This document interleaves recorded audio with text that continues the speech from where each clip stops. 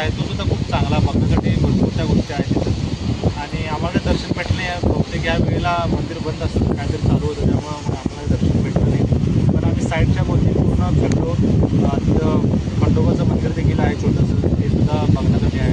आणि तुम्ही माझ्या आता समोर त्या किल्ल्यावरून तुम्ही जर व्ह्यू बघितला, पूर्ण चारी बाजूचं समुद्र तुम्हाला दिसतं. पूर्ण म्हणजे खालचा व्ह्यू जो असेल किंवा वरून जे समुद्रात येणारे बोटी वगैरे त्याचा खूप चांगला दिसतो. आणि जसं की तुम्ही माझ्या साईडला आणि जर तिकडे बघताय तिथं सुद्धा डोंगर जंगल अशा बऱ्याचशा गोष्टी तुम्हाला बघण्याला मिळतील. व्ह्यू एकदम भारी आहे बघण्यासाठी. समुद्र माझ्या बरोबर समुद्र आहे.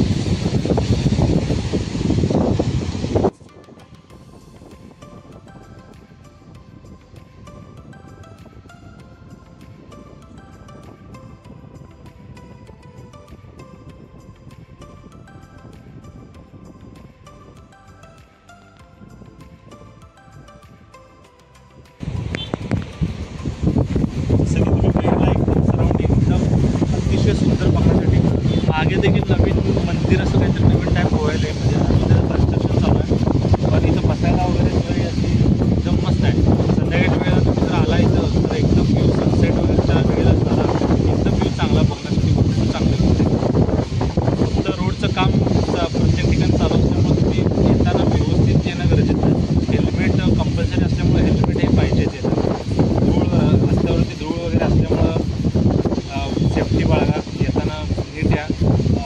मंदिरला हे भगवती मंदिर आहे, तिथं मध्ये मंदिर आहे.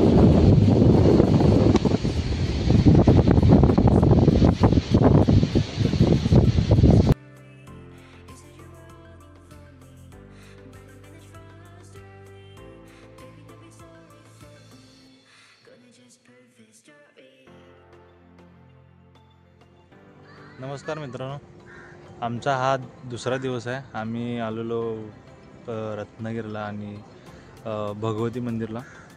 सगळं बघून वगैरे झालं. पाठीमागं समुद्र व्ह्यू आहे.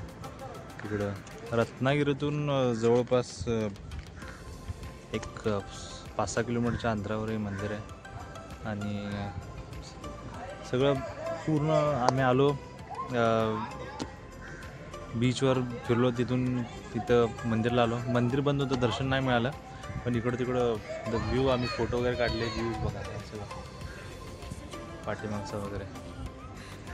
आणि माझ्या समोर बरोबर मंदिर आहे, दाखवतो मी. हे जे समोर दिसते हे मंदिर आहे, भगवती मंदिर. अतिशय खूप चांगलं आहे बघण्यासारखं. किल्ल्याची साईडची तटबंदी वगैरे बघण्यासाठी, समुद्र पूर्ण इथं जर तुम्ही आला त्या वरून किल्ल्यावरून सगळं पूर्ण तुमचा समुद्राचा व्ह्यू दिसतो पूर्ण लांबपर्यंत.